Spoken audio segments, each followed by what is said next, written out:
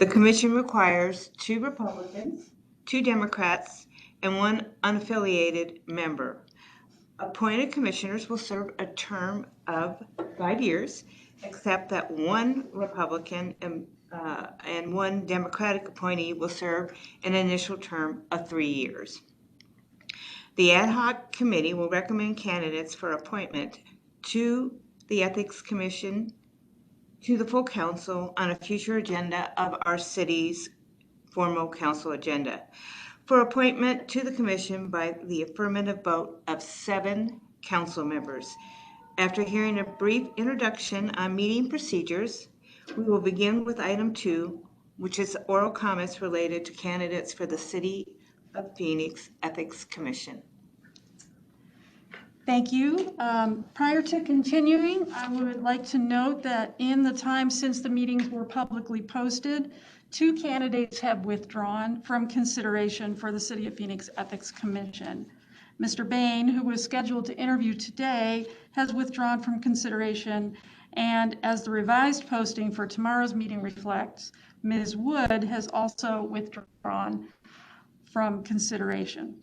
As was stated by the council member, this meeting is recorded and will be rebroadcast on the City of Phoenix YouTube channel. Item 2 on the agenda is for oral comments and open to members of the public who have registered to speak a minimum of 1 hour in advance of this meeting. Candidates for the City of Phoenix Ethics Commission may listen to or watch this item as well. Item 3 on the agenda is the interview of candidates for the City of Phoenix Ethics Commission. This item is open to the public, but candidates who have not yet completed their interview are prohibited. All candidates who have not yet been interviewed will be asked to leave the meeting prior to beginning our first interview this morning. Candidates are prohibited from listening to, hearing, or obtaining information from interviews held prior to their own interview to avoid gaining any perceived advantage in the process. Accordingly, the meeting will be locked from joining 5 minutes after each interview begins and will be unlocked again at the completion of that interview. After interviews are completed, the meeting will be adjourned with additional interviews occurring tomorrow, along with deliberation and recommendation of candidates. Thank you. I just want to note that Councilman Waring and I have been vaccinated, but we are socially distancing from everyone. We do have our mask off because we're enjoying some water. So we will move on to the next item on the agenda, which is oral comments related to candidates for the City of Phoenix Ethics Commission. Item 2 is a public comment period, allowing speakers who have registered to speak at a minimum of 1 hour in advance of the meeting to provide testimony related to candidates who are being interviewed for the City of Phoenix Ethics Commission at today's meetings. Members of the public who have registered to speak will be provided 2 minutes to provide their testimony. Before we begin the item, staff will provide a statement for those wishing to speak. Thank you, Council Member. Speakers must present their comments in a respectful and courteous manner. Profane language and personal attacks on applicants, members of the public, or council members or staff are not allowed. A person who violates these rules can lose their opportunity to speak. Great. Now I'm going to go back to Karen Peters to call upon members of the public who have registered to speak on this item. Okay, good morning. Registered to speak this morning, we have one individual, Mr. Jeremy Thacker. Mr. Thacker, are you on the line? Yes, give me 1 sec.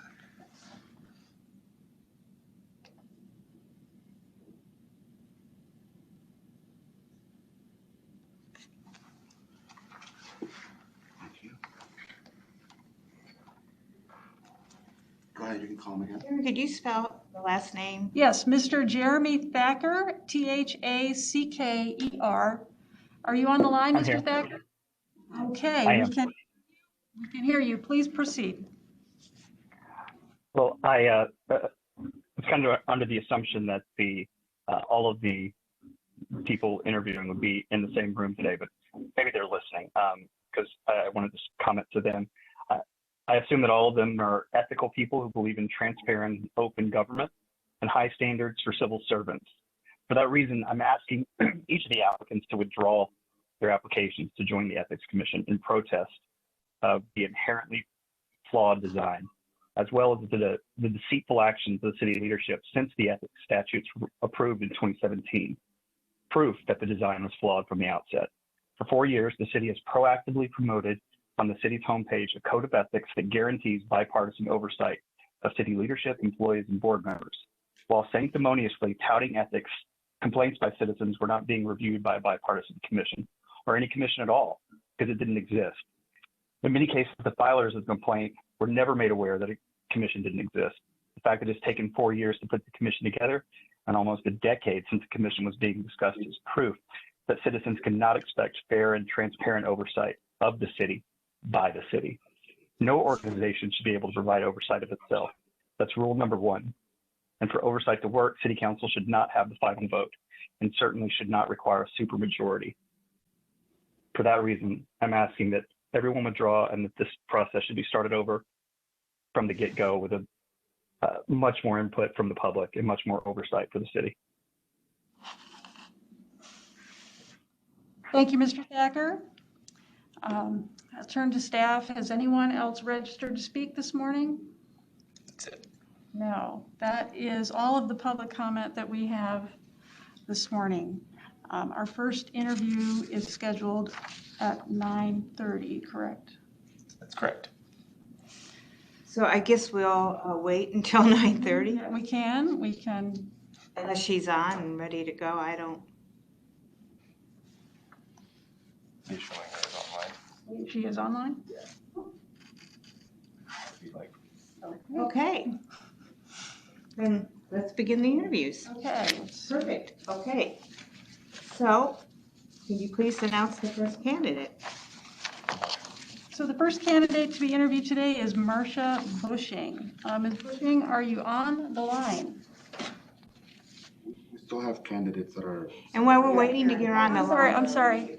Hi, Marcia. I forgot, I have the script and I forgot that I'm supposed to say the meeting will be locked from joining 5 minutes after each interview begins and will be unlocked again at the completion of that candidate's interview.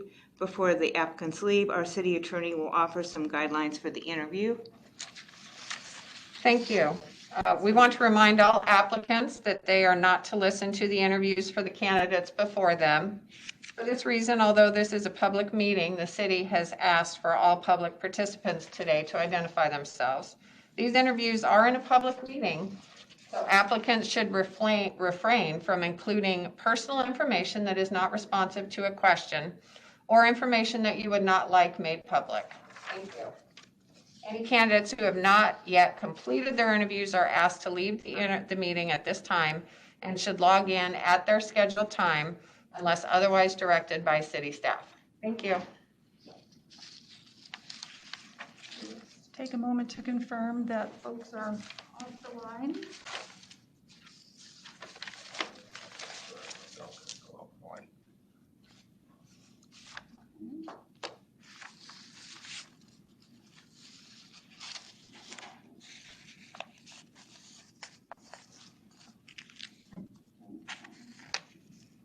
Okay. There's one candidate on the line other than Ms. Bushing. It is not your scheduled interview time, so please leave the meeting and you can come back at your appointed slot.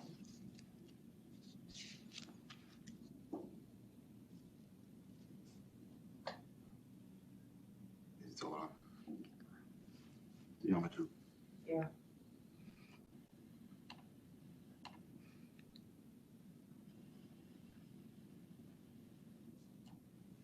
All right. Okay. Good to go? We're good. Great. So we have some questions today of you, Marcia, but I also want you to know that we have thoroughly reviewed your application. It's a pretty comprehensive application. So I'm going to start with the first question. It's good to see you. What do you believe the purpose of... Oh. What do you believe... Can you hear me? Before we start, can you hear me, see me? Yeah, we can see you. Hi. What do you believe the purpose of the Ethics Commission is, and how would you help to accomplish it? The purpose of the Ethics Commission is certainly to provide a forum for people who have concerns about activities of government officials and government employees, and to air those concerns and take appropriate recommendations to pass them along with recommendations to the City Council for action if necessary. Thank you. You have the next question, Councilman? You can ask follow-up questions if. Yeah. Please describe an example of ethical decision-making you had to take. What did you use to inform your decision, and what was the result? Ethics come up in so many different ways. And obviously, we each try and live our life as best we can under the ethics that we're brought up with and taught as we go along. I'm thinking of a recent case where on a zoning matter, there were people that I heard that were actually on a village planning committee who, the rumors have it, actually took money in order to try and persuade the committee and sway the vote on it.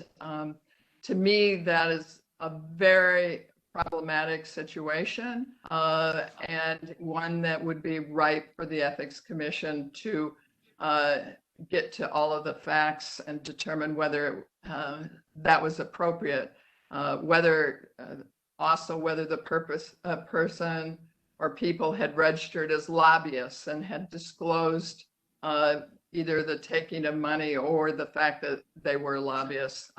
All those things are things that I think if the city had an ethics commission, it could be looked into, determined, aired, and I think the public would feel more comfortable that the city is operating as it ought to be in that regard.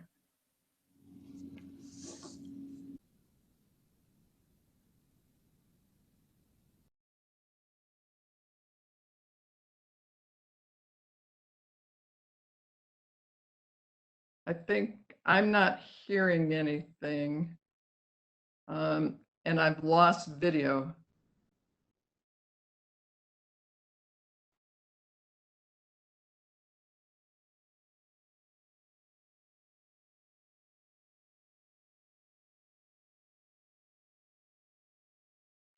Are you there? I've gotten video back now.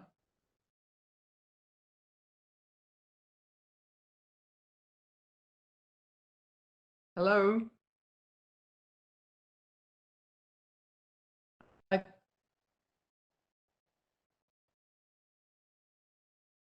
I can see you, but I can't hear anything.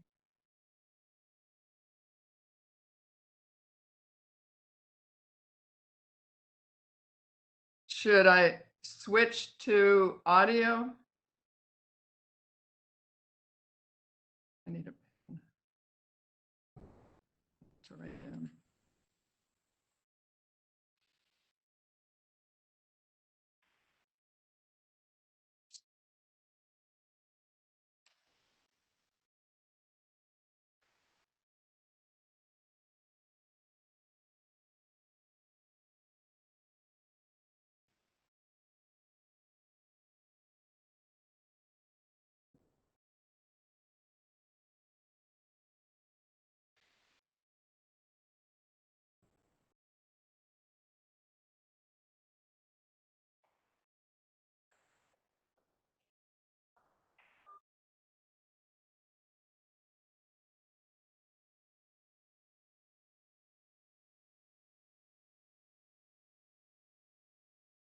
Here. I think she was trying to dial in on her phone. Yeah, that's not her though. Have her speak. Ms. Bushing, are you there? Yeah, I just dialed in on my phone. So I'm But we going to can- turn my, Yes, we can hear you now. No, we can't. No, we can't. Whatever Oh, you no. did. She muted her cell phone. yeah, I'm you go. trying. There Can you you go. hear me now? We can. Yes, we can. Do you want me to ask the question again? Yes, please. Okay, great. Give us an example of a high-profile or highly contentious matter you've been involved in, and how did you handle it? Um, I, you know, I have been involved in a number of high-profile cases when I was practicing law full-time, and I've been an arbitrator uh, in deciding cases in the construction arena and the commercial arena. And in doing that, what it really takes is, I'm sorry, I'm getting a lot of feedback, so I'm trying to deal with that. What it really takes is a calm and measured approach, a very deliberative approach. One of the things that I always do when I'm in a situation that is highly controversial or contentious, I tend to wait and not immediately react, but sit back and think and even sleep on it for a day or two if necessary and if appropriate, so that in the final analysis, I've had a more deliberative response to the matter and not just a quick reaction. It's easy to get caught up in the moment on a situation like that, but it's not beneficial for the long term, either for oneself or for anyone involved in the situation.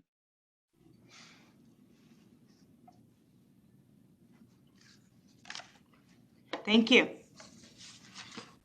Is there anything you would like to clarify about your application or candidacy at this time, or is there anything else you would like us to know? I am doing this and I've applied for the Ethics Commission because I'm at a stage in my life where I believe that public service is my highest calling. I ran for Corporation Commission in 2012 and was not successful, and it made me realize that I am in a position where I can contribute and give back. And I think that with the fact that I had 6 years on the Clean Elections Commission back at the time when the Clean Election Commission was much more visible, including serving as chairman of that and attending the Council on Governmental Ethics conference and just being involved in the ethics world in that regard, it really made me attuned to the necessity of having people on the Ethics Commission that have had a lifetime of both service and devotion to ethics and to ethical behavior. And so when the applications were opened, there were a couple of people that suggested that I apply and made me realize that it was available. And so I went ahead and put in my application, and certainly am interested and willing to serve. I think if you look at my background on service on committees, whether it's when I was on Clean Elections Commission or I've been on various city committees and commissions, I dive in with my heart and soul and get very involved and am a full participant. I even was known to attend a meeting of one of the boards that I was on from overseas, just so that I would be in attendance at every meeting possible. And I think you'll see if you look into it, I do have essentially a perfect attendance record for anything that I've been involved in. So I think that I would be an exemplary commissioner if chosen. And I think the city could be proud of the Ethics Commission if I were to serve on it. You know, just as a follow-up, Marcia, and thank you for all your service. I know you are on our planning commission, and that can be sometimes a very contentious board. So thank you for that. Are you gonna ever run for office again, or are you just going towards public service now? I doubt that I will run for office again. Of course, no politician likes to say never, but I don't have any immediate plans to, or even midterm plans to at this point. Great, thank you. And just by way of disclosure, Marcia and I served on a board together, Charter 100. She was president at the time, and I was one of the board members. So I just want to make sure everyone knows that. Thank you. And Deborah Stark that- did a great job on the board as well. I appreciate it. Thank you, Councilman. You made me work Councilman. I think that's questions. Do you have any follow-ups? No, I don't think I have follow-up. Okay, well, thank you so much for joining us today and answering our questions. I appreciate it. Thank you all for taking your time to do this and being involved and putting together what will be a great ethics commission. Take care. Thank you. Thanks. Okay, committee members, we now have a pause because we Yeah, for have, a 5-minute pause. well, one of the individuals withdrew. It's not so till we 10 have o'clock. We Not have till- not, we do not have the next candidate Oh, interview okay. until 10:30. 10:30. So what I would suggest is that we recess until that time.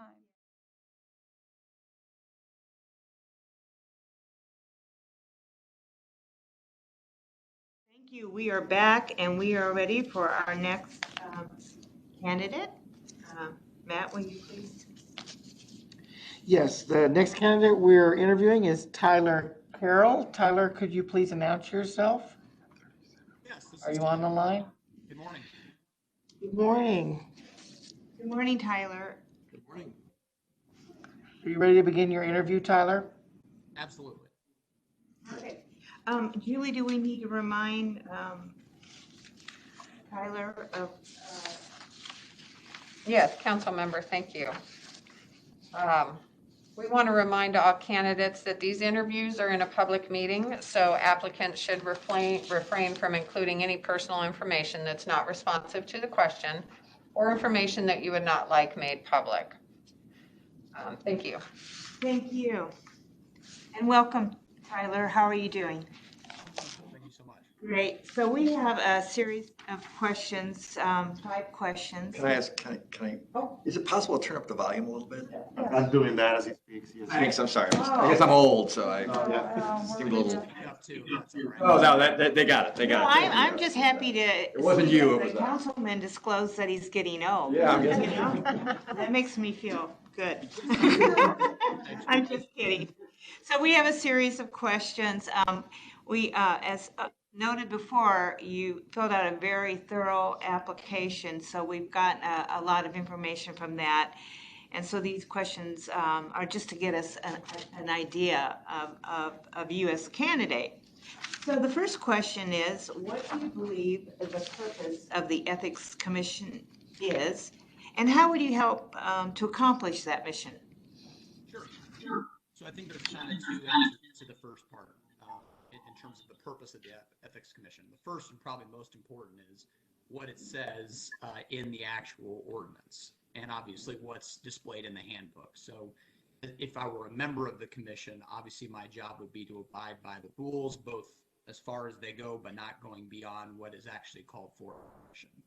In terms of the kind of greater purpose, right, it's to continue and strengthen the public trust in the city of Phoenix, both members of boards and commissions and the council itself. So in terms of kind of how I see the role, you know, we're dictated by what we see in the handbook. The members of the public can obviously submit complaints or instances where they feel that either members of the boards and commissions or the council didn't abide by the ethics rules as set forth in the handbook, and our job is to analyze those thoroughly, make recommendations. Obviously, as a group, we have to vote on them. At least 4 folks to approve it. Obviously, send it up to the council where they can either adopt the committee's recommendation or not. How I think I may be able to help in that, I think you kind of need 2 main things to be an effective member of this commission, in my opinion. The first is you have to be ethical. Now, my sense is that everyone you speak to today will probably be there. I think probably what I think I can bring is an understanding and experience with ethics rules. So part of it is I'm a practicing attorney. I am one of the few professions that has ethical rules that I follow every day. I am president of the Maricopa County Bar Association. So if I run afoul of the ethics rules, I have much bigger problems than this commission or other things. And then also, a big part of my practice, I'm a transactional attorney, so I'm not a litigator. But one of the things that I do is talk to boards of nonprofits or churches and talk to them about following ethics rules so that they fulfill their fiduciary duty to their members or their organization. So things like self-dealing, conflicts of interest, those things are not only a part of what I say to them, but I also help draft policies for their particular organization. So it's something that, before I read the handbook and what is required of the commission, I do think it's a heavy lift. I am a member of the North Mountain Village Planning Committee, chair of that last year, and the staff does a wonderful job of preparing us for those meetings, and really valuable. The Ethics Commission, my sense is, will require folks who are sleeves up a little bit, typical. And so in finding candidates that are capable of doing the job and have probably a shorter learning, I hope I can fulfill. Thank you very much. Next question. Thank you. Please describe an example of ethical decision-making you had to take, and what did you use to inform your decision, and what was the result? So the easiest answer, right, is that every day I deal with conflicts. Anytime I get a new client, I have to run conflict checks. That requires sometimes getting a waiver from both sides, informed consent. Probably a more practical example is, I mentioned I do transactional work. A big part of my practice is the buying and selling of office buildings. As you might imagine, in the purchase agreement, there are some warranties from both the sellers and buyers, things like notice of environmental issues on the property or notices from the government, zoning is in violation or things like that. And from time to time, I do have a client who, because of attorney-client privilege, I obviously can't disclose to the other side, but they might knowingly want to withhold things. Not exactly akin to what the commission will deal with. Obviously, there are legal consequences to them doing mostly financial, civil penalty sorts of things. There is a penalty aspect, of course, to the commission's work. But what I have tried to do is lay out the consequences of violating that particular rep or warranty that's in the agreement. I can't force them to do it, but both ethically and legally, I felt like I had an obligation and continue to have an obligation to inform my clients of these things. And so in the particular example that's in my head, the client, I think, came around and understood that juice wasn't worth the squeeze, and they disclosed the issue. It resulted in some renegotiation of some of the purchase terms. Great. Could you give us an example of a high-profile or highly contentious matter you've been involved in, and how did you handle it? I guess that's a little bit in the eye of the beholder as to what's high-profile, especially in your guys' world. For me, it often is, in the transactional world, it's not adversarial. So, I should say it's not outwardly adversarial. Litigation, there's obviously one side versus the other. generally tends to be cooperation, or at least the goal of cooperation in what I do. I have had some transactions, high profile in nature, the sale of major hotels, or a developer being involved in something, or trying to climb out of a bankruptcy, those sorts of things that I've had to be involved in. That has a level of sensitivity to it, and that does involve things like public meeting notices and those sorts of things. And for instance, some of the instructions that were given at the beginning of this meeting, both from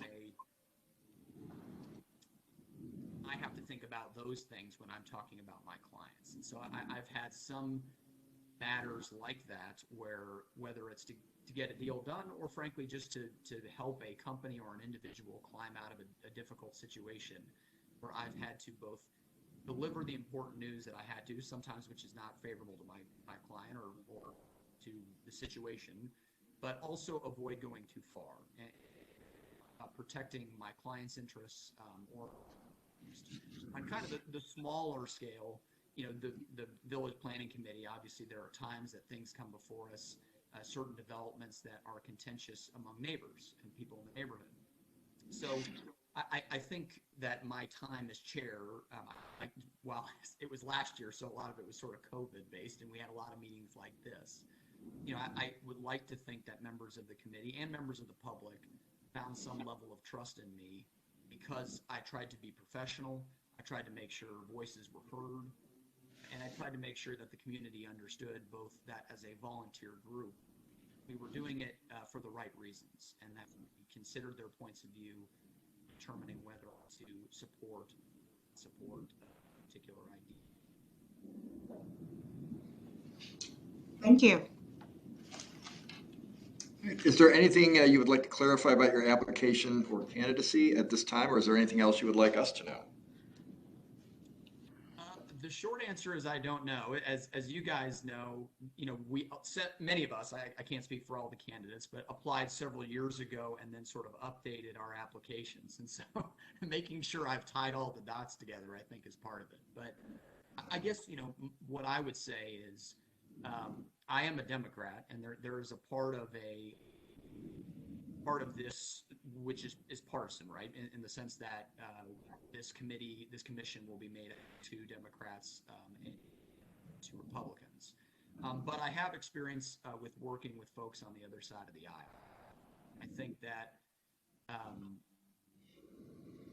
that will be important. If any of the complaints are going to elevate to the point of council, obviously you need called a supermajority, right, which is 4 people. And so it will require you to be able to communicate effectively with folks who maybe start from a baseline political position that is not in line with ours. I would like to think that politics won't play a major role in these things, but it's hard to say for sure until you're in the moment. In terms of just sort of my background, I have never been actively involved. I have, been around politics one way or it's like the village planning commission, where I've been involved in kind of what's going on at the city. I worked at the state senate. I was a page the year that Tim B was president and you, Councilman Waring, were in the Senate. I was, believe it or not. I won't. You mentioned getting old, so I won't tell you what year that was. But you did in your application, actually. It was like 2009, I think, or something. It was before that. And then, after that, when I went to law school, in my last year of law school, I actually worked for the Office of General Counsel for Governor Brewer. So they knew I was a Democrat. Joe Canfield was the person who hired me.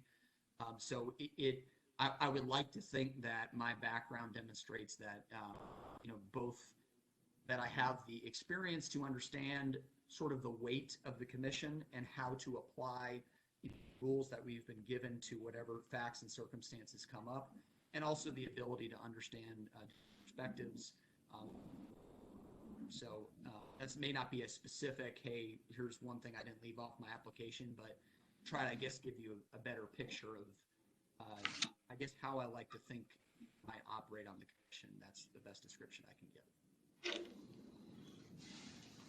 And in speaking of political issues, have you ever thought about running for office? I don't know.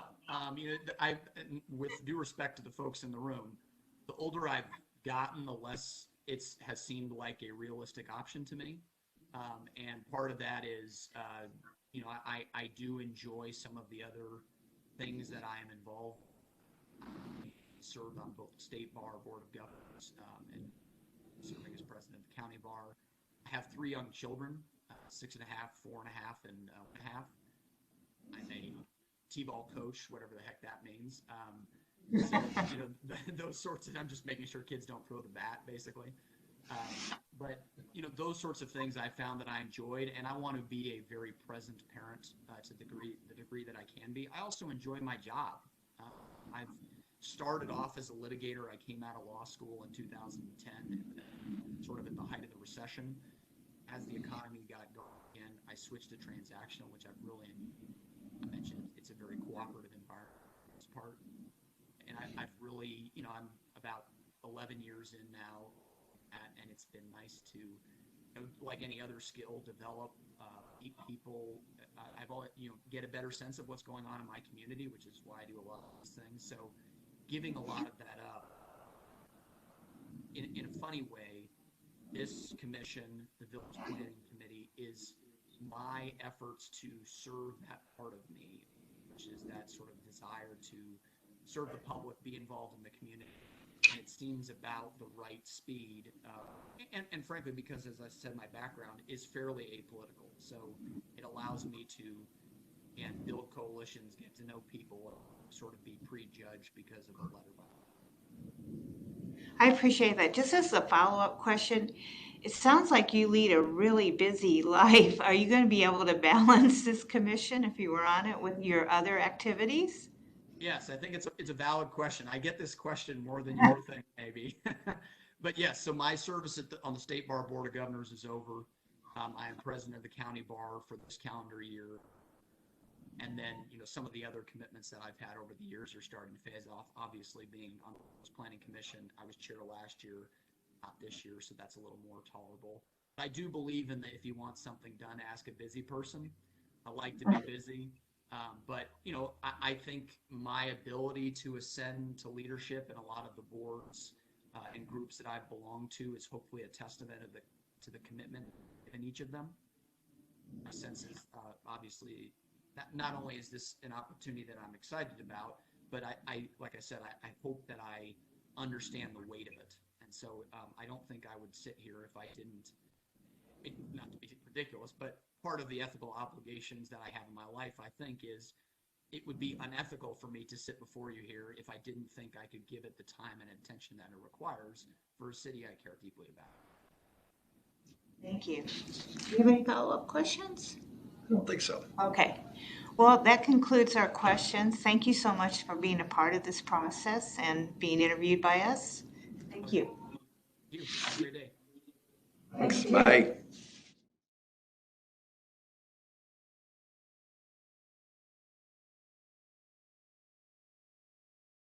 All right, perfect. I'll hang up with you and then we'll bring you into the meeting.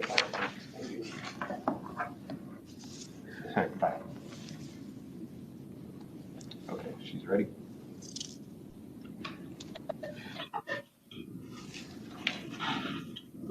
Well, we will now begin interviewing Florence Eckstein. Ms. Eckstein, could you please confirm that you're on the line and identify yourself?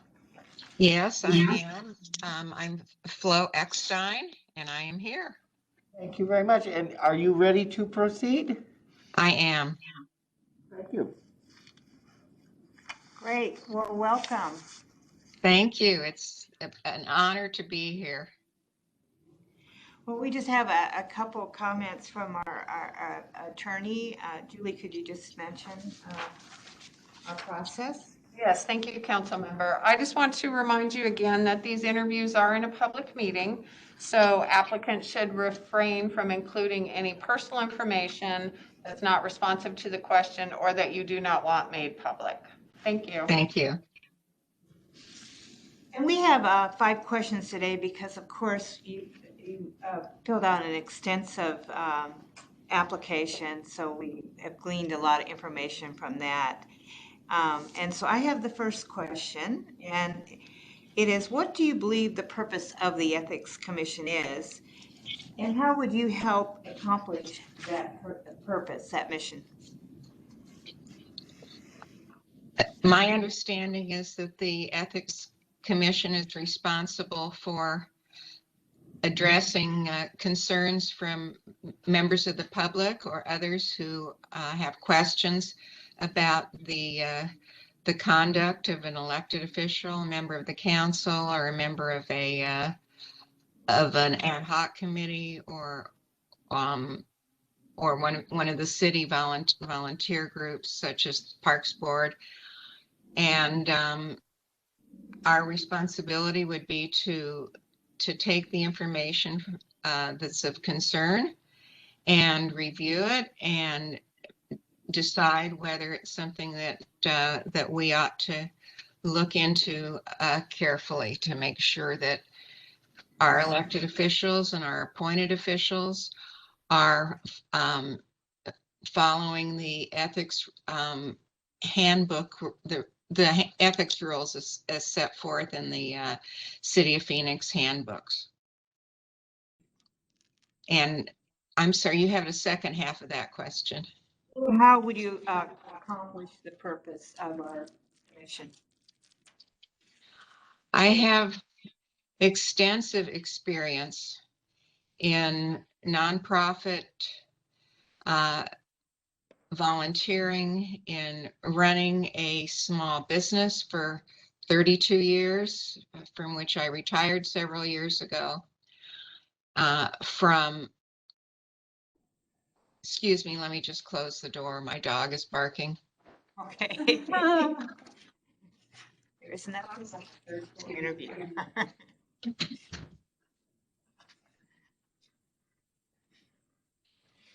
There are some things over which I have limited control. That's one of them.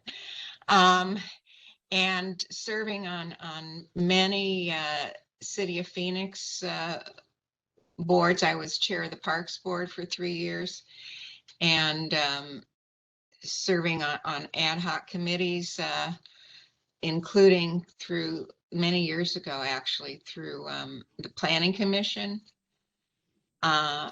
And I have extensive knowledge, and I'm a good listener. I work hard not to prejudge the actions or decisions of others, but to ask questions. And I can be very helpful in the formation of this much needed Phoenix Ethics Commission. I'm confident I could be very helpful. Thank you. Please describe an example of ethical decision-making you had to take. And what did you use to inform your decision, and what was the result? Is this a general question or a specific instance? No, it's as general as you would like to make it. Okay, very good. I have learned over the years of my experience to ask good questions and to take deep breaths and as I listen to the answers, and to gather information from more than one source, and to give significant thought to what the problem might be and what the solution might be. And I consult with others whenever I possibly can. Someone who has expertise or a different kind of perspective than I do. I try not to depend exclusively on gut reaction. That's not necessarily accurate and fair.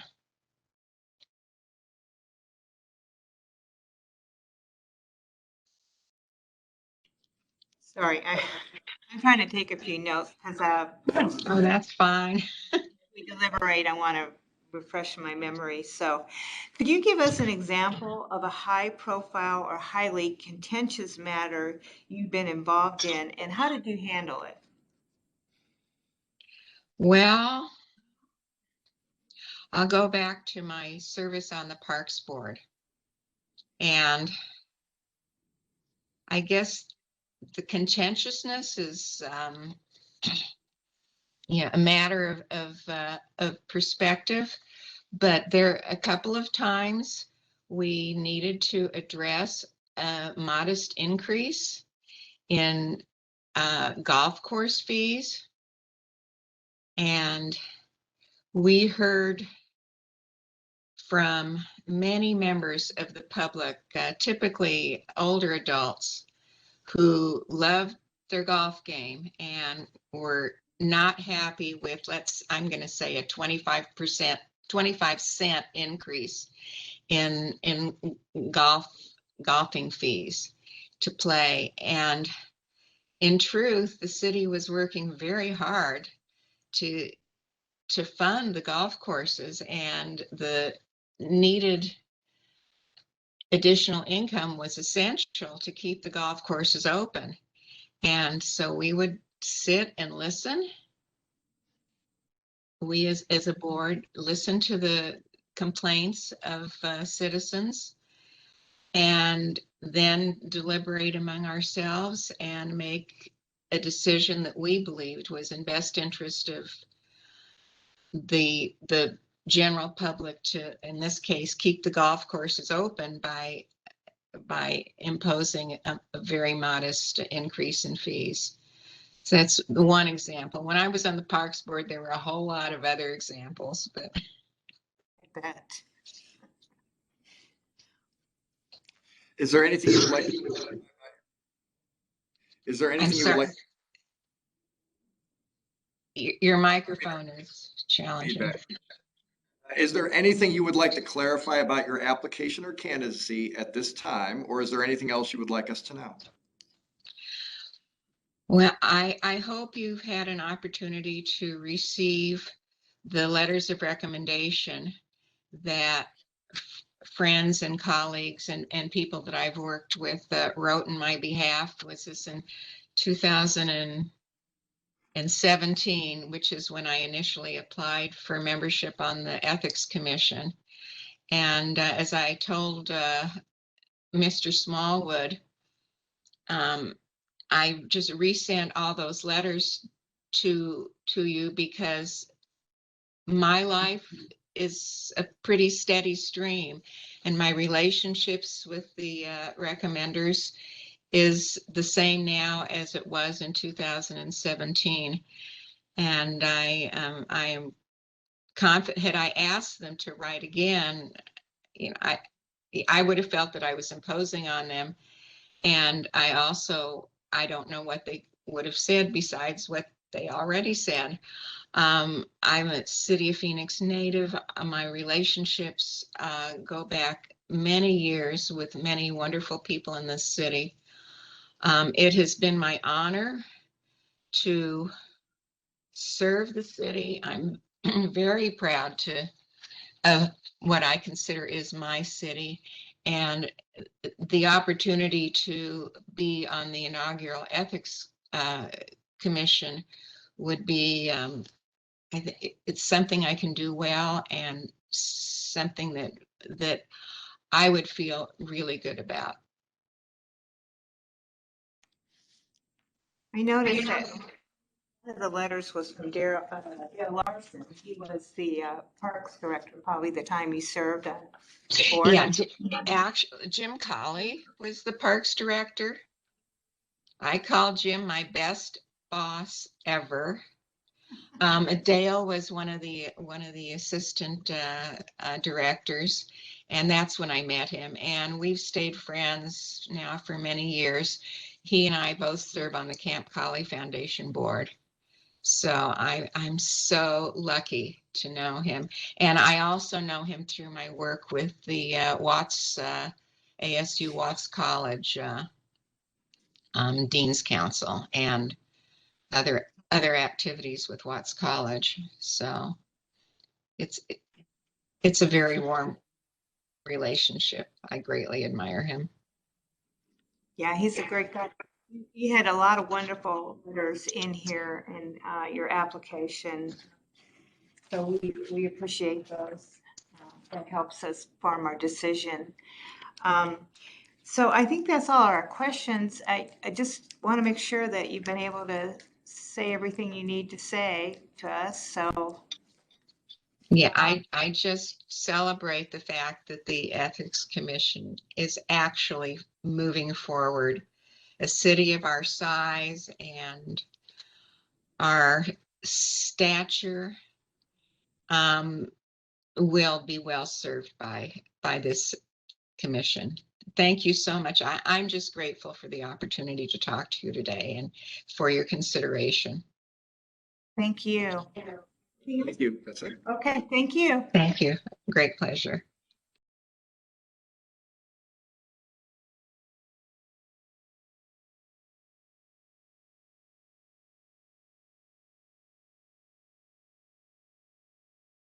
This is Carlos, right? Yes. Okay, perfect. Is he on? I was just going to see if Mr. Carlos Galindo Elvira, are you on the line? Could you please I announce am. yourself? Thank you, I'm sir. Carlos. I am here, madam. Thank you. And are you ready to begin your interview? I am. Thank you so much for the kind opportunity. Great. Great. Well, welcome. And today with me, I'm Councilwoman Stark, and Councilman Waring is here. And before we proceed with the interview, our attorney just has a couple comments to go over. Thank you, Chairman. I wanted to just remind you that we are in a public meeting, so you are reminded to refrain from including any personal information that you do not want made public or that are not responsive to the questions asked. Thank you. Thank you. I understand. Thanks. And Carlos, we have several questions to ask you, actually 5. We have read your applications, very thorough. That gives us a lot of information about you, so we're limiting the questions. So I have the first one. So what do you believe the purpose of the Ethics Commission is, and how would you help to accomplish that purpose? Well, thank you for the question. I thoroughly believe that the role that I can play and that the whole commission can play is to establish and restore a sense of authenticity and fair play within city government. We're in a period of time where many individuals, residents, whether it's in Phoenix or otherwise, have a lack of understanding and also faith in its municipal government and all government, in fact. And we need to act in lockstep in ensuring that we are adhering and following ethical guidelines and instilling for our residents the belief and the true belief that we are conducting business and in an appropriate, even-handed, and ethical manner. Great, thank you. Please describe an example of ethical decision-making you had to take, and what did you use to inform your decision, and what was the result? Many times throughout my career, I've had to make a decision, particularly with conducting news media interviews and where questions are asked that may be out of bounds or that have placed me in a position to make a call in terms of whether or not to provide the information of a victim, for example, of a hate crime or a person who needs help that perhaps it may not be useful to identify the individual, but rather work around the issue and target the issue that needs to be addressed and ensure that I have followed every guideline and not only because it's the right thing to do, but because to keep the dignity of the individual in place. And while certainly we have to act ethically, we also have to act humanely and with the spirit of knowing that our actions have results and could lead to further damage in an individual or an institution. And so it was that daily interaction with perhaps the media or others about what is okay to share, what is not okay to share, and what do the guidelines say. Because sometimes it can be that you get up to the guideline and push it as far as you can and still say, I acted ethically, and perhaps you didn't, because you're still on that boundary that may be a gray area, but the public doesn't always understand the gray area. So we need to ensure that we are following the rules, that we are conducting ourselves ethically, appropriately, and above board, and following all rules, whether it's the open meeting law or those policies instituted by the City of Phoenix. Great. Carlos, could you give us an example of a high profile or highly contentious matter you've been involved in, and how did you handle it? Did you Um, laugh? I have the good fortune of having been the past regional director for the Anti-Defamation League. And so we did indeed have many high profile situations, whether it was regarding hate crimes, hate incidents, potential threats by let's just call them white nationalists, and ensuring that there was safety without going into many detail because of security precautions, dealing with ensuring the safety of others, and taking an abundance of caution in dealing with those issues was paramount. And and if you're asking about acting under pressure, that's probably one of the most stressful things that you can fall between, is being threatened with gun violence, and acting upon that and ensuring that your staff and that the people around you are safe. I've also been a past mayor here in Arizona, so I understand the responsibilities of being a chief officer of municipality, albeit my hometown of Hayden, Arizona, but also the appropriate conduct, not only of an elected official, but of your commissioners and individuals associated with your municipality. Can I do a follow-up question to that? Recognizing that you were once a mayor, um, I'm hoping that our ethics commission stays out of the political arena and really look at the issues before them. Can you speak to that a little bit? I mean, I think, can you see that separation? I know. Absolutely. I'm sorry, I did not mean to interrupt you. Absolutely. I think that you make a valid point that the role of a commissioner isn't to play ping pong politics. It's to really look at the matters at hand, the facts of the issue, and act upon that. One of the at first, I didn't think that it was a blessing, but one of the blessings that I had in being the regional director of the Anti-Defamation League was to stay out of politics, was to act upon the information provided, and move on that. And that's important because when I said I was a mayor, it was a nonpartisan position. Um, it's highly important because while we may act and we may believe that we are acting with no partisan intentions, it really is the perception of the resident that matters here and how they see it that we're acting. So we have to be above board at all times. We have to be transparent and we have to be forthright. Anything else will lead to a path of believing that politics was at play. Right. And just one last question as a follow-up is, would Sure. you ever consider running for office again? No way. It's a different era. It's a different time and place. I think that I have had the opportunity to serve the public in that way, and I'm looking for an opportunity to serve the public in a different way that doesn't require my name on a ballot or knocking door to door. That's funny. I almost think it must be tougher to be a mayor of a smaller city than it is a larger city, because probably everybody knew you, right? So you. Yeah, ma'am, I can tell you that growing up in Hayden, Arizona, I could see anybody and I knew their home phone number, and I could pass any establishment and just looking at the car, I knew who was inside. And God help you if you got in trouble at school because your parents already knew before you got home. That's funny. Thank you. Next question.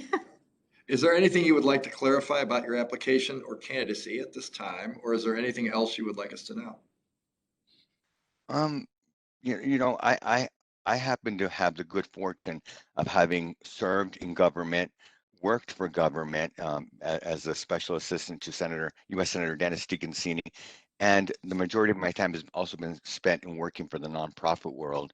And so for me, the connectedness to community is really important, and the service and outreach to the community is paramount to me. And so I look at the opportunity of serving on this commission as a way of giving back to the community in a position that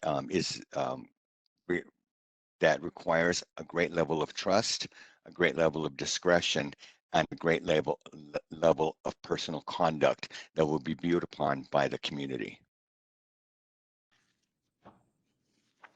Well, thank you so much for spending You some bet. time. I really appreciate it. You have a stellar looking resume here. So Thank you. I appreciate that. If there's any other questions I can answer, I will make myself available for you all. I very much appreciate the opportunity to serve and to be a person of ethical value to the city of Phoenix. any other questions? No, I'm good. Thank you so much. And thank you You for your bet. service. Yeah. Thank you. Have a good rest of your day. No.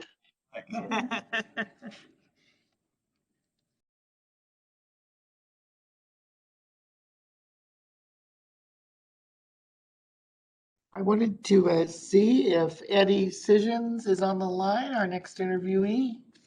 Eddie, are you on the line? Yes, sir, I am. Great, thank you. And are you ready to begin your interview? Well, hopefully it's not too much of a baptism by fire, but sure. Oh, no. Thank you. Do you guys want the video or not? I don't know. Do I add the video? Okay, all right. It's not letting me, oh, there we go. It worked. And it really is Eddie. So it's just like a boy's name. I've always called you Edie. I know, darling, but I was named after my daddy, so. You know, I knew your husband quite well. Yes, ma'am, I know. Yes, ma'am. So before we start, we actually we're going to turn to Julie to just a couple legal Sure. issues, but you know. See if I can pass the test. All right, thank you. We just want to remind you that these interviews are in a public meeting, and so you should refrain from including any personal information that is not responsive to the question or that you do not want to be made public. Yes, ma'am. Thank you for the warning. Thank you. And thank you. And as I've noted with all the other candidates, we have a very thorough application, and we've had an opportunity to review that. So we have 5 questions for you today. Okay, I'll do the best. I know you will. And we may have follow-up questions from something you might mention. So the first question is, what do you believe the purpose of the Ethics Commission is, and how would you help to accomplish that purpose?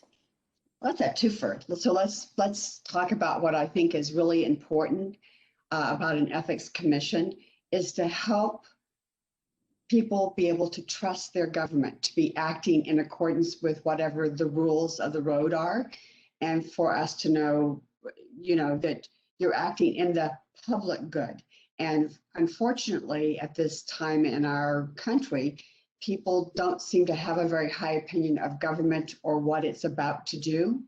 And I think that some of that is our own fault because we don't know enough about our own government.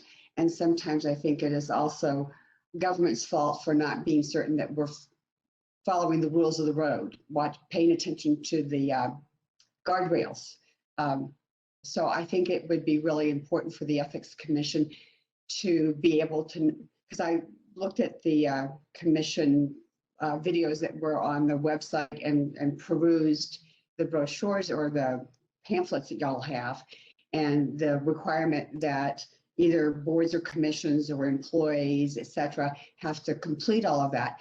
But I think one of the things that may be helpful in addition to completing it is to, and I know it's hard during this COVID time, but think along the lines of helping people to truly understand what those things are. I know when I worked over at the Attorney General's office, there was a really great training they did about public meetings law and went through some examples of that. And I'm not certain that that's being done now. And I think that might be a little like tweak that you could kind of help improve. And I think if you walk the walk and talk the talk, and people can begin to believe that I know when I'm supposed to recuse myself, I know I'm not supposed to take tickets to this or whatever. I think that will help. I mean, sometimes you're just going to have to walk the walk to be able to show people. But I think if we can demonstrate that over time and that we hold up that, I think it helps. And I'm sorry, you had a second part to the question and I got sidetracked. So that's fine. How would you help accomplish the purpose of our Ethics Commission? Sure. Well, I think, just the idea I had about, how do we do something other than just review it and sign up the little document? Are there some trainings, not, a doctoral not sitting for your doctoral dissertation or having to write your comps or anything, but some short training that can help. I know that the open meetings law, and again, it's just one that I felt really comfortable with and thought it was a good example. And the other thing, and I don't know the answer here, and might be helpful for y'all to tell me, is you threw out that there was to check with the ethics liaison for your board or commission or to talk to somebody. So I'm not certain who those people are within city government, and are they well trained, and are they working from the same hymnal and page in the or verse in the hymnal? I don't know that, and I think it might be helpful if those individuals who are being used as sort of the first touch point for the employee and or the commission or board member or whatever, if they have some consistent messaging, because again, our interpretation sometimes can vary. So I think that would be very helpful to know that there is that sort of consistency. And again, there will always be those one-offs that you can't anticipate, but at least then they have a cadre of people they can go converse and work through the issue so that we can learn as we walk through this together. So I would hope that we can, improve the training for the individuals who should be, giving them real live examples of the ethics, but then those people who are acting as sort of liaisons within the city, that they're well versed and that they also have the ability to check with their colleagues. Like if I were one of them, I could check with Julie. Now, am I giving this person the right answer? Or I can check with Larry, is this the right thing to be doing? Or at least let's get together and problem solve it so we can help. Because again, we can only anticipate so much. So I think that would be very helpful. Obviously, there's some credibility the city has. I mean, I heard the guy this morning asking everybody to withdraw and then saw the New Times article. So, I mean, the city's going to have to walk the walk a bit and show people that you do it, you mean it, and you're serious about it. Great. And I think I will assure you that you will have good staff supporting the commission. I think probably every board and commission in the city of Phoenix has a well-seasoned professional staff helping out that commission. So next question. Please describe an example of ethical decision-making you had to take. What did you use to inform your decision, and what was the result? Oh, goody. You gave me a real live example here. I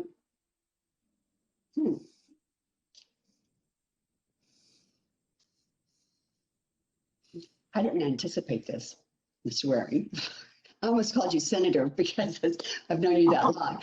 But anyway, I think that I'll turn back to the days whenever I was staff at the legislature and we went through the ASCAM hoo-ha. And ended up having to deal with actually having to vote out a couple of members and trying to deal with individuals whom I worked for and who I had dealt with in a variety of settings, doing staffing work for them, and to try to figure out how do I now deal with these individuals as they're going through this process, because I couldn't make the judgment based upon their behavior because I didn't have all the facts in hand, but to also be respectful that at that point in time, they were simply accused or had, the hoo-ha going on about their bad behavior. So I needed to still respect their role as a legislator, but I also needed to keep myself out of the middle of all of that. And so it was difficult because some of these individuals I had developed personal relationships with, because you do when you work with people like that and spend the time sometimes down at the legislature that you get to spend. And so I think what was really important to me is to be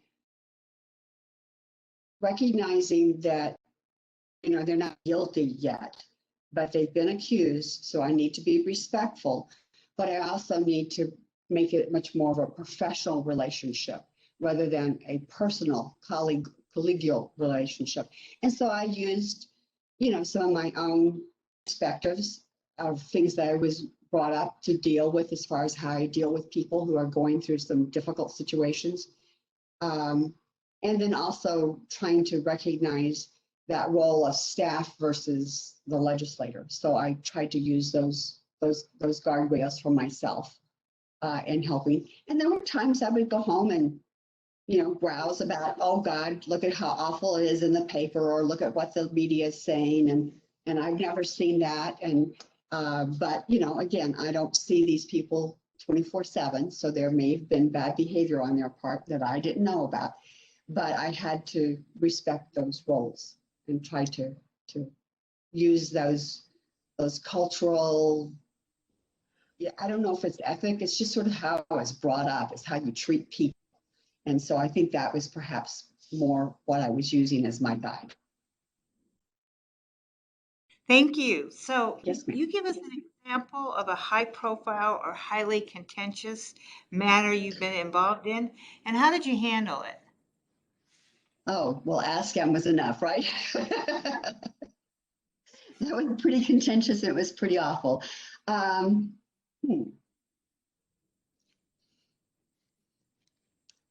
Well, it has a potential for being highly contentious. Fortunately, it wasn't. Tony and the firm did, Peoria went through and did a mid-decennial count, and by their charter, because they had done a count and there were more people, they had to do redistricting.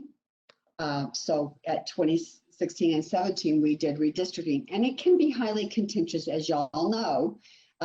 And so, you can step on landmines here and there. And I think one of the things that we worked with the city staff is to develop a protocol and actually develop some software. And Tony used it whenever he did redistricting back in 2010 for the city of Phoenix, where residents could submit plans themselves. So it's a highly contentious setting. And we walked the walk of trying to make certain that it was visible, transparent, and you got your feedback. And so I think it was one of those things that we worked together. I wasn't as involved in the 2010 redistricting stuff, but obviously in this 2016, 2017, we had 39 plans that were submitted. And the plan that was selected by the City of Peoria Council was actually drawn by a resident. And so I think we felt really good that, one, we made the tool easily accessible to the community. We didn't have any legal challenges. And whenever there was a vote at the council, it was a 5-2 vote. And so I think that it was, we navigated through a terribly difficult area, as you guys are going to face yourselves in the near future. Thank you. Yes, ma'am. there anything you would like to clarify about your application or candidacy at this time, or is there anything else you would like us to know? Jeez.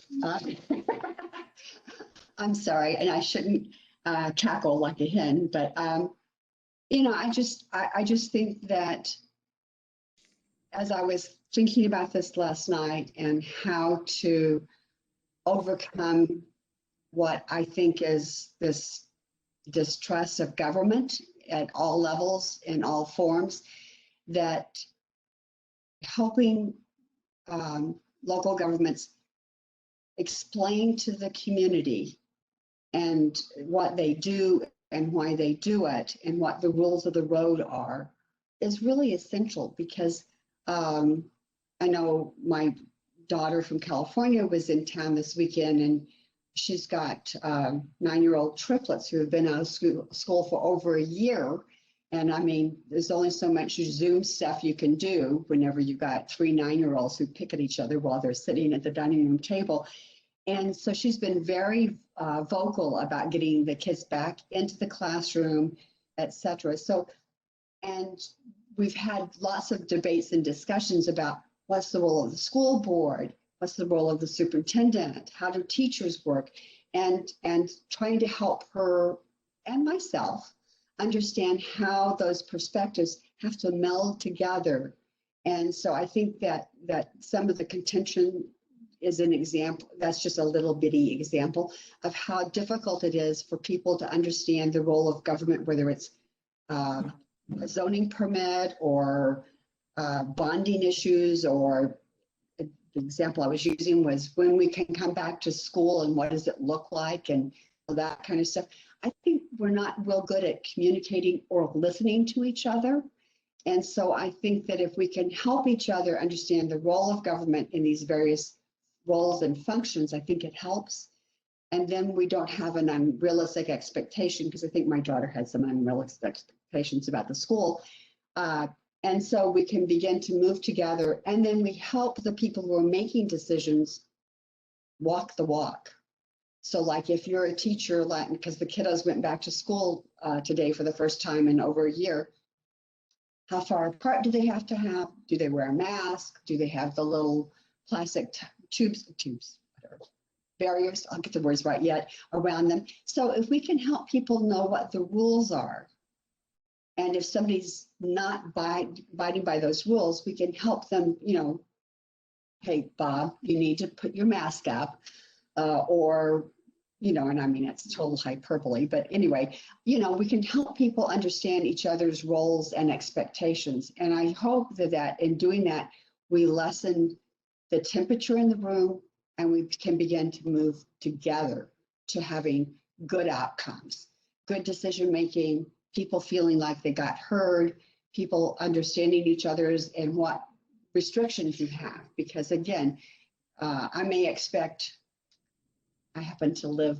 back door to the yard, and we've had one hoo-ha of problems with the parking whenever they first came, and trying to get the city to kind of move with the neighborhood.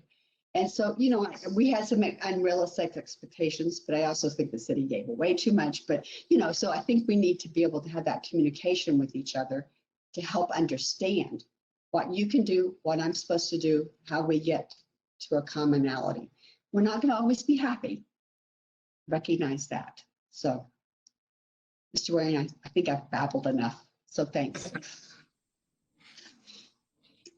Well, that's the end of our questions. Anything else you want to add, please feel free. Well, I was not clear to me, and maybe I misread it or didn't find it when I was reading, how frequently, because you did explain it as a 5-year appointment. So how frequently do you think the commission will be meeting? And are there, obviously we don't have dates and times yet, but do you have any idea of what that will look like? I personally would hope we never have to convene. we would be doing everything. Amen.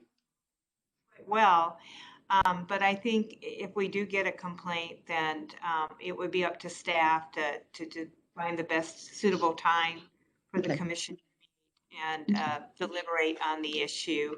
Okay. And every complaint may be different. It Sure. might be a simple complaint that takes a half day versus something that's so egregious you might be deliberating for a couple of days. But I Right. think that's my staff's here is to accommodate. I probably shouldn't, if you have something to add.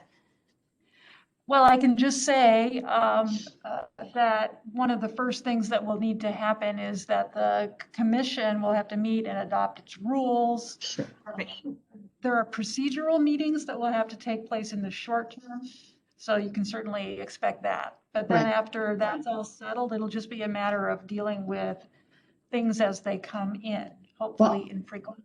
Yeah, I guess the only question I would ask and, you know, because one of my concerns is that how do we help boards and commissions and staff know, I mean, because you guys have put together a nice ethics booklets and stuff, but do we need to be doing some augmented training for everybody so that they sort of like raise the level so that we can show people that we're doing something?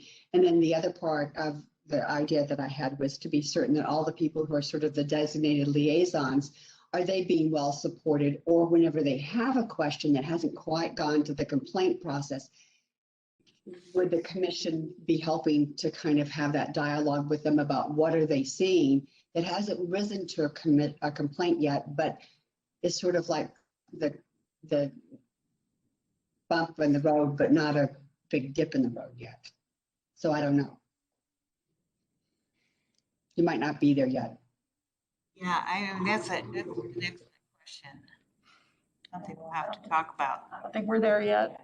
Okay, that's fine. I was just thinking along the lines of how do we, I mean, you've got a certain level and how do we raise it so that there's, I mean, you don't want to wait till a complaint to show that you're doing something. So I was just thinking that the enhanced training of both the liaisons as well as the people who are supposed to be signing the ethics paperwork would be a good first step to help the community believe that you're walking down the path of trying to be responsive to the complaints that you've had. Just an idea. Thank you. Thank you very much. Yes, ma'am. That's the end of our questions. We appreciate you spending some time with us and filling out the application. Yes, ma'am. And we'll be contacting you soon. Thank you. Yes, ma'am. Thank you. You guys have a good day. Bye, guys.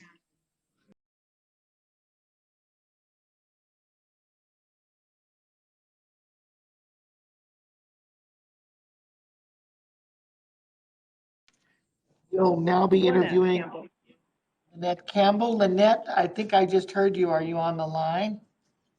Yes, on the line, Lynette Campbell. Thank you. Great. And are you ready to proceed with the interview? I believe so. Yes. Great. Thank you. Hi, Lynette. I'm Councilwoman Deborah Stark and Councilman Jim Waring. On the phone. Jim Waring is here with me. We understand you're on the phone. So, but welcome. And before we proceed with our questions, and we have 5 questions today because we have such a thorough application process. We've already learned a lot about you from the application. I'm going to turn it over to Julie just to talk about a couple comments with regards to the process. Thank you, council member. I wanted to remind you that these interviews are in a public meeting, so you should refrain from including any personal information that is not responsive to the question or any information that you would not like made public. Thank you. Okay. So I'm going to begin with the first question, and it's a two-parter. So what do you believe the purpose of the Ethics Commission is, and how would you help to accomplish that purpose? I believe the primary function of the commission should be to enforce ethics requirements that have been put forth, and to oversee, I believe, any violations of those laws that have been put in place. And so how would you personally help to accomplish the mission of the Ethics Commission? Given the right resources, I think we can review whatever information that's been presented and come with a clear understanding of if there has been a violation that has occurred and how we need to address it moving forward so it doesn't occur again.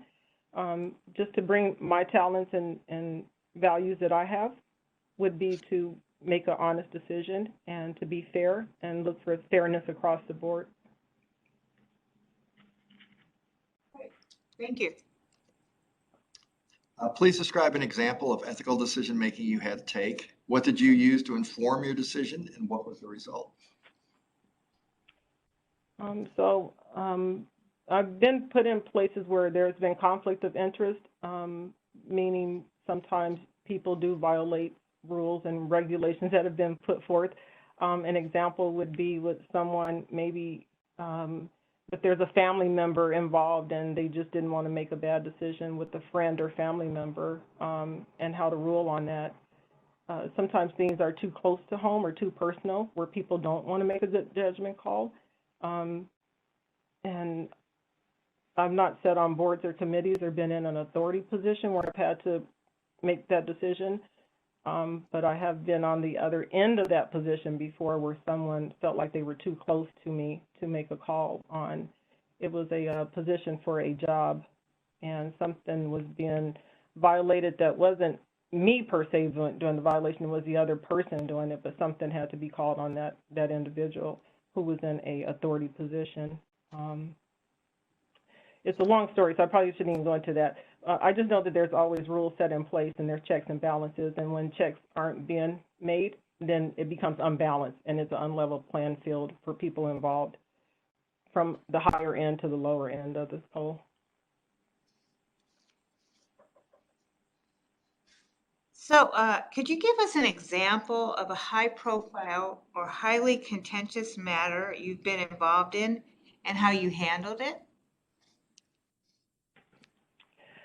So I'm trying to think one that may come to mind, and I just don't have a situation that I've really had to make a call on someone that I wasn't sure. I run a lot of community events, and I kind of across the board will work with people. So I can't think of a time that I really had to make a decision like that, to be truthful. No, I appreciate that. Is there anything you would like to clarify about your application or candidacy at this time, or is there anything else you would like us to know? So to be truthful, I think we submitted these applications like 3 years ago, and I don't have the actual application in front of me to remember everything that was put on the application. So I would probably ask if there's anything that needs to be clarified or anything that you need to have more information on. I'd be happy to supply any additional information. Well, and just as a follow-up to that, I notice you're pretty active. You own your own business and you're on a number of volunteer, or maybe you aren't anymore, but it looks like you're very busy, and I hope you can balance if you were appointed. Do you think you can serve and still continue your other volunteer efforts, or do you want to update us on your volunteer? Yeah, so in all fairness, I am a very active community member, and so I think from my upbringing, I am a native, born and raised here in Arizona and Phoenix area, and it did allow me to become more involved with a lot of activities geared towards different communities, and so I did take on a lot at that time, meaning that I'm kind of in the moment person, so I'll step up and do what needs to be done during that time.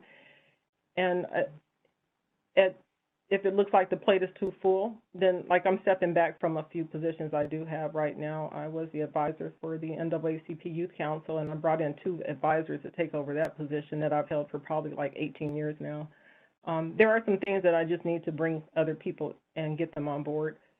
Community-related events that I've oversaw in the past, I do have people that are stepping up to make sure that those are going to continue, and that was the main thing, is to make sure what I do have my hand on, the programs and the activities do continue in our city. So It's just a matter of knowing when to step back. So if I see that my plate is full, I kind of know to take a notion to say this is over. I don't want it to become overwhelming, but I know how to take a step back on things that look like it may be too much. Great, well, thank you. And then just another question. I see that your husband was once an elected official. I remember him. The elected official in the legislature. Have you ever considered running for elected office yourself? No, ma'am. Thought never crossed my mind, and I can tell you right now, 100% it will never cross my mind. So not become elected official. You know, I really admire elected officials, and I know the work living in the household with an elected official. There's a lot of work that goes into into that position, but I also know that he took on a lot, and it's not just him, it's the whole family sometimes having to take on those chores. I mean, if it's showing up at an event, it's going to be your time required. So again, I commend all elected officials on the time that they do serve, and I honor that service, and I know that sometimes it can be not just that person, but it's that person's family that's doing the job sometimes. Absolutely. Can I say one thing? Yes, please. So I actually served with your husband, and he was a respected colleague and a really good guy. And I haven't seen him in a little bit now. Every once in a while he'll come to a council meeting, but obviously with the virus, I haven't seen many people in the last year or so. But I would hope you would please take a moment to pass along my kind regards to him. Always enjoyed him. He was always the best dressed guy down there, so he stood out. Just a very, very, very lovely gentleman. And if you would just say I said hello, I would appreciate it. See, no, that's a compliment to me because I help pick out the clothes every day. No, I was not going to judge, but I kind of guessed it's probably a compliment to you as my guess with the dressing, so and everything else. But he's a good guy, and please give my warm regards. Right. All right, will do. Thanks. Well, that's all the questions we have for you today, and we really appreciate you stepping up to be a part of this process. We'll be making a decision very shortly, and we'll keep you involved. Thank you. Okay. Thank you. Well, thank you guys too. I appreciate your time. Thanks. Sure. Take care. Bye. Bye-bye.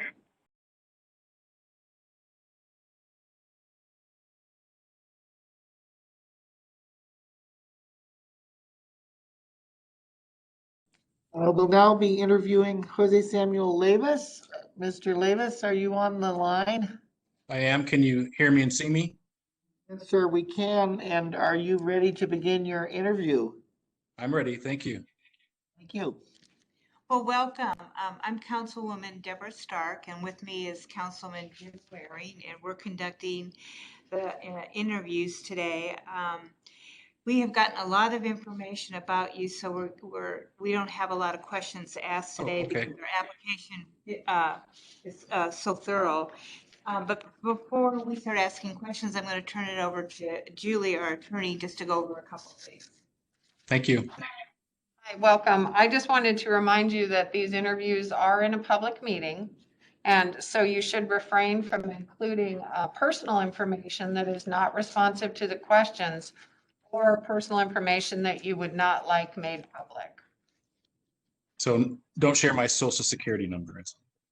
Absolutely, that's correct. Smart idea. You don't want to see a vaccination card if you have it. That's right. Thank you. Not to take pictures of that. That's so right. I'm going to start off with the questions, and Yes, the first is a two-parter. Okay. What do you believe the purpose of the Ethics Commission is, and how would you help accomplish that purpose? I'm just writing them down here. How will I help accomplish? Okay. Thank you. Well, first off, I wanted to say thank you very much for the opportunity. It's just a privilege to have the opportunity, and I'm grateful for it. So thank you. And then maybe to respond then to your questions more specifically, if I think about the purpose of an ethics commission, well, if I had to think broadly around ethics in government, it's sort of my worldview, and I guess my point of view generally on the nature and role of government is, I guess I start from this sort of broad position that, in what we might call a state of nature, that we exist as human beings with a tremendous amount of what we might call agency and sovereignty, and that we delegate some of that sovereignty to form government. And so, right, so this social compact with the expectation that we do that because there is a role, a proper role, although I think my worldview is maybe is a generally more constrained role for government, more limited role for government, but there is a role for government in terms of the greater good. And then when we do that as citizens, at least in this country, in this democracy, that we have a realistic and a true expectation that those that step into public service ought to do so with a tremendous amount of understanding of the role that they play and act in ways that are honest, that are transparent, that are for the greater good, as opposed to their own good, I guess, broadly speaking. But I also sort of come from this view that that's all well and good, and that's the way it's supposed to run, and the way it's supposed to be framed. But I also understand and believe in the old adage about the nature of power and its corrosive and corrupting effects. I know that power corrupts, and absolute power corrupts absolutely.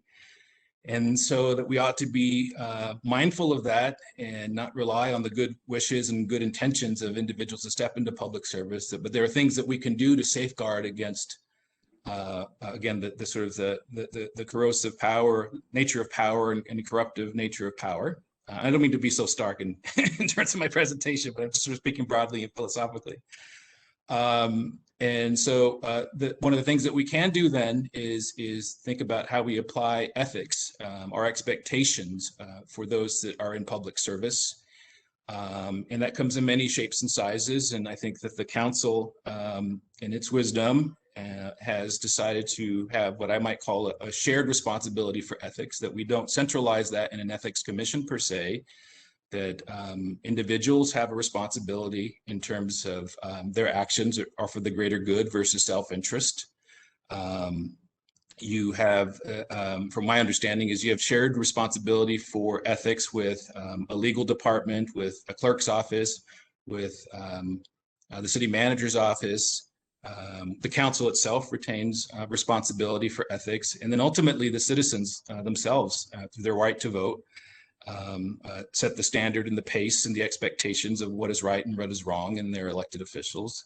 And then all within that context, I think that from what I can tell and what I can read, the city council and city leadership has decided that one version of building on that framework of ethics in government is the creation of an ethics commission, which is what you've done here.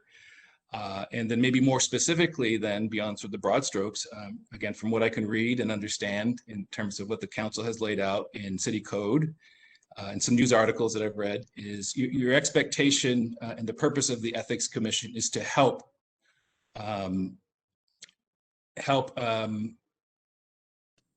encourage and enforce, and in some cases adjudicate questions around ethical behavior and actions from city officials, including volunteers that serve on boards and commissions.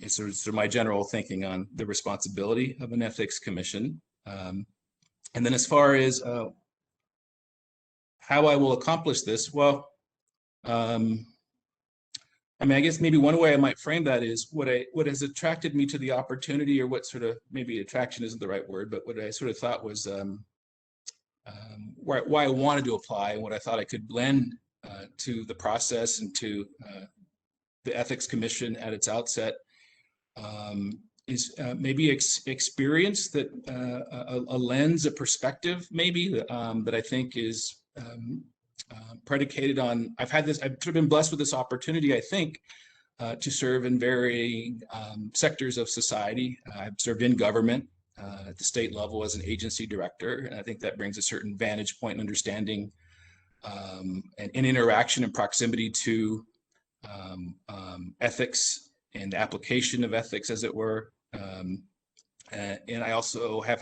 been blessed and had the opportunity to work in the private sector, and now in the philanthropic and nonprofit sector. So I just sort of think maybe the intersection of those experiences could lend something in terms of the conversations or the decision-making that might take place on an ethics commission. The other thing I think that I thought about was, I think I've supplied, as you mentioned, Councilwoman Stark, supplied a lot of information within my application, and I've supplied 6 references, both professional and personal. And I think to a person, if you ask those individuals about me, I think they would probably all say something different, but maybe there would be an underlying a sense of who I am that they would convey to you, which would be someone that's honest, deliberative, not prone to wild swings and in emotion, someone that would come to this endeavor with a good faith in trying to do good and trying to do well, but also recognizing that there are always sort of incentives and trade-offs in the work that we do, but would approach this work very diligently with a level head, with a sense of due process, and would bring everything that I would have to serve in this capacity in a way that would make me proud, my family proud, and ultimately those that would appoint me to the opportunity. So thank you. Thank you.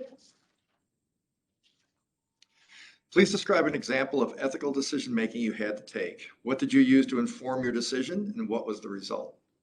Oh, thank you, Councilman Waring, for the question. Let's see. Well, I mentioned, and you probably see this in my application, that I had an opportunity for a number of years, 4 years, to serve as the agency director for First Things First. And there's the structure and the governance structure is somewhat similar to the city's framework for boards and commissions, and particularly the village planning commissions. And that First Things First has what they call regional partnership councils, but their likeness is that they're an opportunity for citizens to participate in their government and the decision making. And they're similar in that even though they're volunteers and that these are local opportunities and they're not elected, they are still considered appointed officials and subject then to the rules and expectations that anyone serving in a public position would be expected to, in a way that they would be expected to act.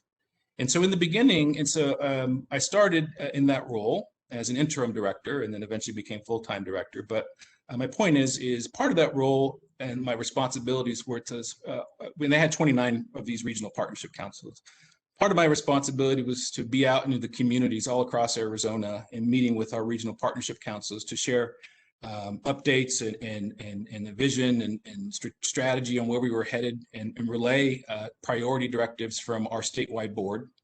But it was also an opportunity for me to understand and to see firsthand the nature of the work and the discussion that was taking place. And so to answer your question, sorry, it's a long wind up, but to answer your questions, I remember during one of my first regional partnership council presentations, and I would typically, they're all over the state, so I usually would sit and listen and participate. I would drive from Phoenix to Yuma and would spend my time there to get to know people. But I do remember that it was during budget recommendations. So these councils have a responsibility to recommend through the CEO, through the director to the board, eventually budget recommendations. And I recall that we had a regional partnership council member that spoke generally to her support for the wholesale budget package recommendation. And as we were listening, we went later on, she also then declared a conflict of interest because her agency was applying for one of the grants that would potentially be a part of that budget package. And I thought it was curious, and I wondered if,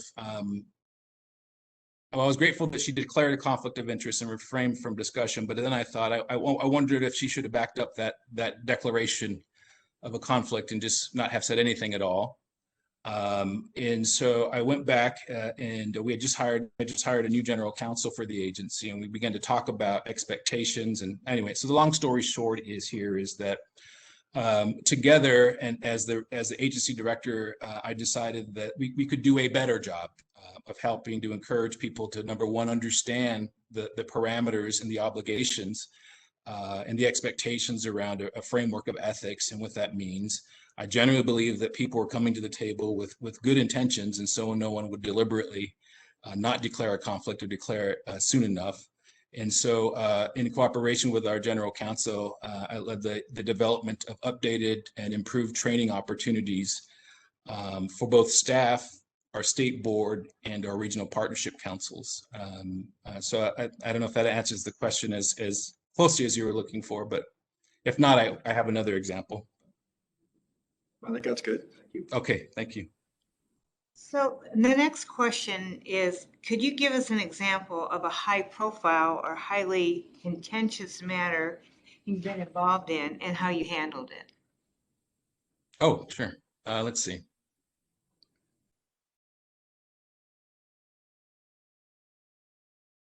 Yes.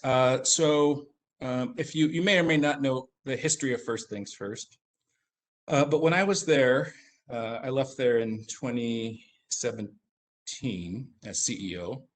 But there was a point where members of the legislature had thought there might be an opportunity to redirect First Things First funding to support other priorities within state government. And we have a state board that's appointed by the governor, or sorry, they have a state board that's appointed by the governor, and I serve at their pleasure.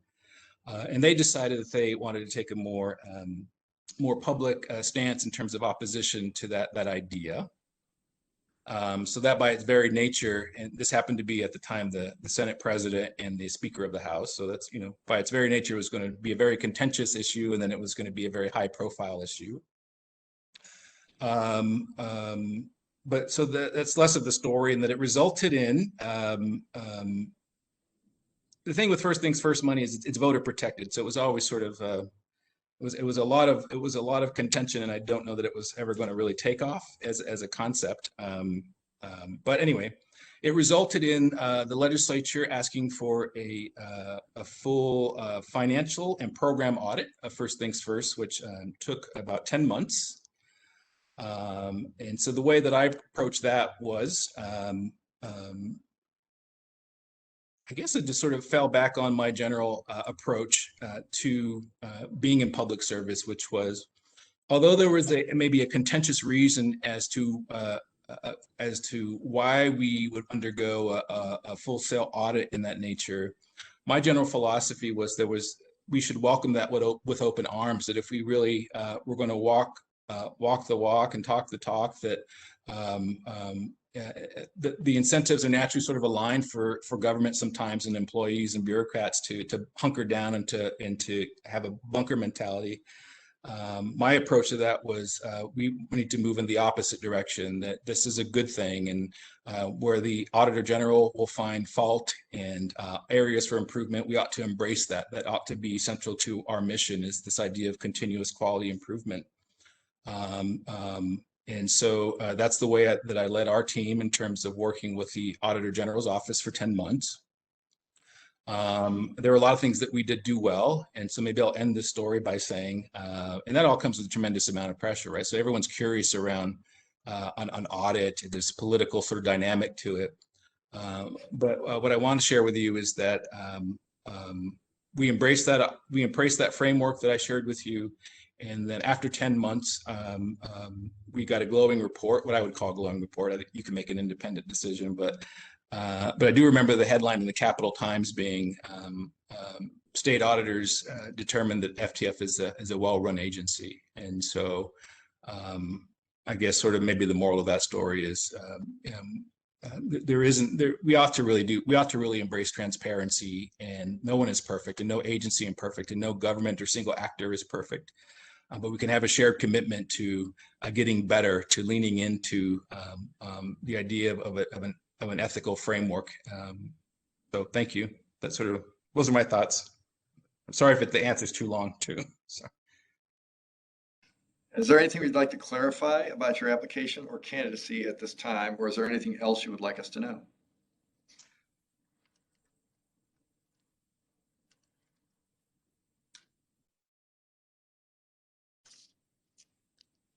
Maybe just to reiterate the point that I guess my point of view would be that, and I actually think this is a good thing in my humble opinion. Obviously, I don't sit on your side of the table and wasn't part of the decision making, but one thing that I am attracted to in this opportunity in the Ethics Commission itself is that that you have approached it as a shared sense of responsibility for ethics, and that at least thus far, the City Council has not endowed a single ethics commission with unilateral authority and unilateral responsibility for quote unquote ethics. And so I am attracted to this idea that it is one piece of a broader ethical framework, and I appreciate that. But no, I don't have anything else about my candidacy specifically. But thank you.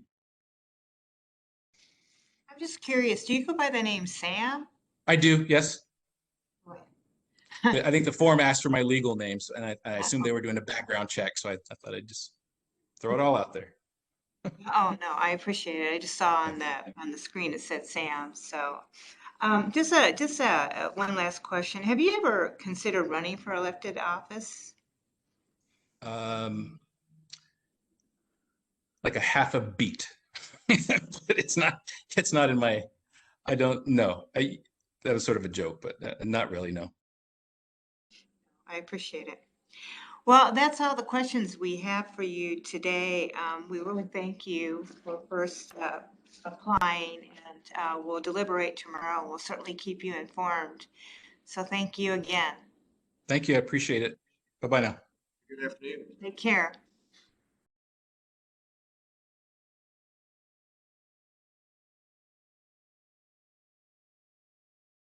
Hello, Cheryl. This is Matt Heil. Can you hear me? Cheryl hasn't unmuted herself. Cheryl, it looks as though you might still be muted. So if you could try that again and identify yourself for me so we know that you can hear me. Sorry, that was a rookie mistake. Hello, yes, I'm Sharon Piekowitz. That is all right. Thank you very much. And if you are ready to begin your interview, we can proceed. I'm ready. Great. Well, welcome, Cheryl. And don't worry about the mute. We've all done it many a time. Before we proceed with our questions, and we have 5 today, and we are at 5 because we had such an extensive application process with a lot of information on it that we've already learned about you. I'm going to turn to Julie, our attorney, just to go over a couple items. Good afternoon, Cheryl. I just wanted to remind you that these interviews are in a public meeting, so you should refrain from including any personal information that's not responsive to the question, or including any information that you do not want made public. Okay. Thank you. Perfect. So with that, I'm going to have the first question, and it's a 2-part question. What do you believe the purpose of the Ethics Commission is, and how would you help to accomplish that purpose? I believe the purpose of this ethics committee is to investigate gift policy or other events that occur that may cause a conflict of interest to arise. So I think I can contribute to that, given my experience with other boards and my current job experience. Great, thank you. Please describe an example of ethical decision-making you had to take. What did you use to inform your decision, and what was the result? There was a time when I was working at another institution where I was asked to change a grade for a student. And I didn't do that until I resolved it through the appropriate process, which was through my company's HR grievance policy.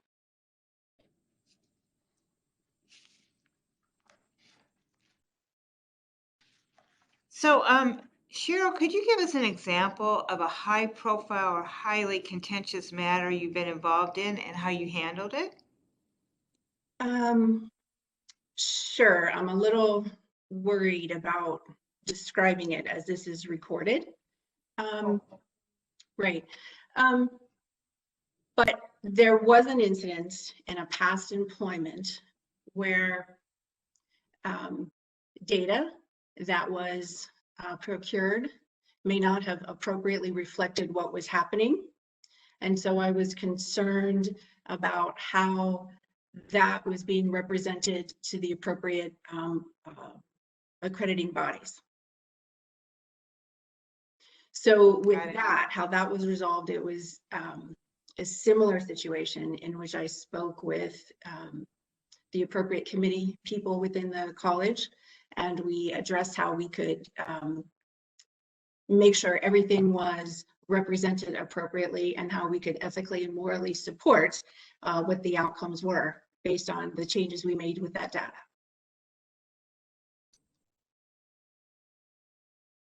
Great, thank you. Is there anything you would like to clarify about your application or candidacy at this time, or is there anything else you would like us to know? Nothing I would like to clarify, other than maybe I did say in my other interview that I am a member of the Code of Conduct Committee at the university in which I currently work, but I've also been added to the Title IX board in that university. So both of those boards really deal with ethical and moral decisions, and that board helps decide the fate, if you will, of students and or faculty. Or those boards, I should say, help determine that. Mostly students. Got it. So it's almost like you're involved in ethics now with this particular board. I am with both of those boards, and also while I'm a full-time staff member at that university, I'm also an adjunct faculty member, and I've taught argumentation and persuasion courses for years. And within those courses, the subject of ethics comes up, obviously, and it's part of the course curriculum that we talk about in classes. Great. I see by your education you got a degree in respiratory therapy. Just a side note, that's my brother's degree. Yes. So he's been extremely busy the last year or so in his hospital, needless to say. Right. I'm still licensed. While I don't practice much at all, I'm still licensed. I am finishing up my doctorate degree. I should be done by the end of May. And so that's going to award me some more time. So I'm looking forward to filling that time and getting back to some civic practices and volunteering. And the university in which I work for encourages us to partake in the civic environment. So I'm interested in continuing that. That's wonderful. Well, that's all the questions that we have for you today. Oh, well, one other. I see that at one point you were a precinct committee member, no longer. But have you ever considered running for elected office? Yes, momentarily for a short period of time. But Mr. Waring, yes, I was a precinct member, and I was the chairman of the district in Mr. Waring's district. And so over those years, there may have been once or twice when I considered running for office, but I no longer consider that as part of my lifelong plan. I should say, Mayor, sorry, Councilwoman Stark, Cheryl was my neighbor in addition to that. So for many years, we both now moved out from that neighborhood, but I haven't talked to her in a while, but so hi Cheryl, but we were neighbors for like 12 years or something. So. Nice. Wonderful. That's correct.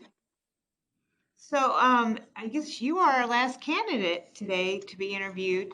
We will deliberate tomorrow, and then shortly after that, we'll let everyone know our choices. Of course, we still have to take it to our city council as a whole. And so thank you again so much for being a part of the process. Thank you. Thank you for the opportunity. Thank you. Thanks.